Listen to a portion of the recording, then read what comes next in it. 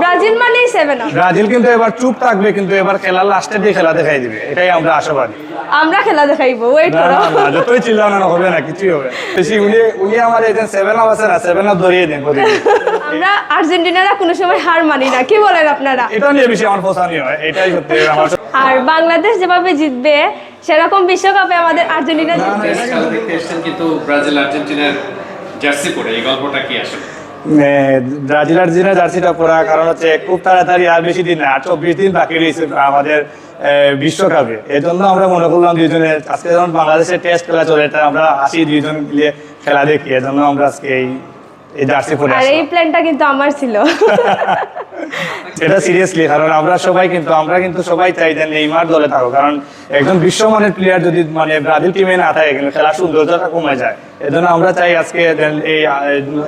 আজকে দল ঘোষণার সময় নেইমার আমাদের টিমে থাকে। বিষয়টা ভালো লাগছে, আমাদের কাছে ভালো লাগছে, কারণ আমরা এইদিকে টেস্ট ম্যাচ চলে পাকিস্তানের সাথে, আমরা এখানে আশাবাদী যে বাংলাদেশ এখানে জিতবে, মনে হয় কালকের মধ্যেই অল আউট করে ফেলবে ওদেরকে। আর বাংলাদেশ যেভাবে জিতবে সেরকম বিশ্বকাপে আমাদের আর্জেন্টিনা না না, জিতবে। এটা কিন্তু ভুল কথা, ব্রাজিল জিতবে এবার কিন্তু। না, এবার বিশ্বকাপ কিন্তু আর্জেন্টিনাই নিবে, কারণ গত বিশ্বকাপে কিন্তু আর্জেন্টিনা নিছিল।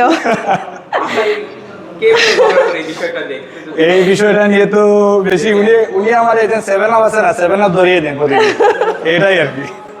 ব্রাজিল মানেই 7 আপ। ব্রাজিল মানে মুখে আসলে 7 আপের কথাটা আগে মনে হয়, কি বলেন? এটা কিন্তু মানে এটা নিয়ে বেশি আমার পছন্দ হয়, এটাই সত্যি আমার সব দুর্বলতার জায়গা।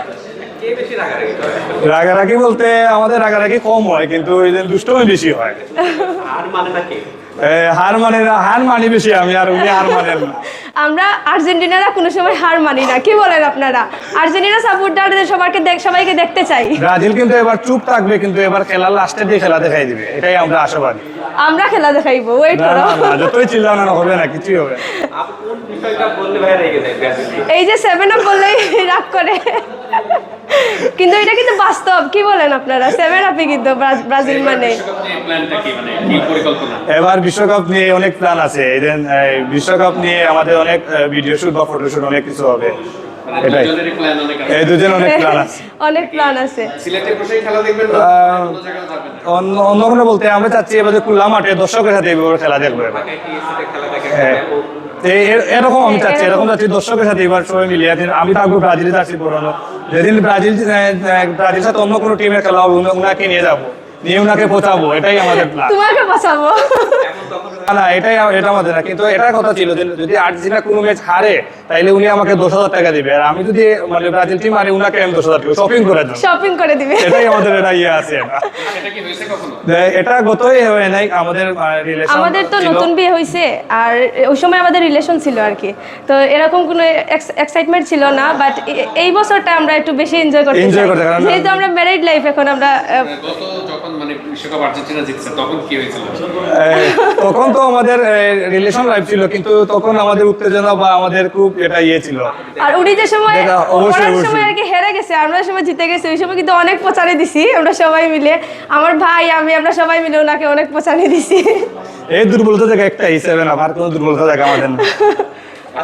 বাংলাদেশের ম্যাচ নিয়ে যদি মানে কেমন লাগছে টেস্টে? এই বাংলাদেশ টেস্ট দেখে আমাদের আশা ছিল লিটন দাস 100 করবে, কিন্তু লিটন দাস 100 করতে পারে নাই। আর যেহেতু আমাদের এখন মুশফিক ব্যাটিং এ আছে, আমরা চাচ্ছি যে মুশফিক ভালো কিছু করবে, আর আশাবাদী পাকিস্তানকে হারিয়ে আমরা এই দ্বিতীয় টেস্ট ম্যাচে আমরা জয়লাভ করব। লিটন দাসে, উনি কিন্তু লিটন দাসের ফ্যান, আর আমি হচ্ছে বাংলাদেশের সাকিব আল হাসানের খুব বেশি অনেক বড় একজন ভক্ত বলতে পারে। আর আজকে আমি মূলত আসছি লিটন দাস ভাইয়ের খেলাটা দেখার জন্য আর কি।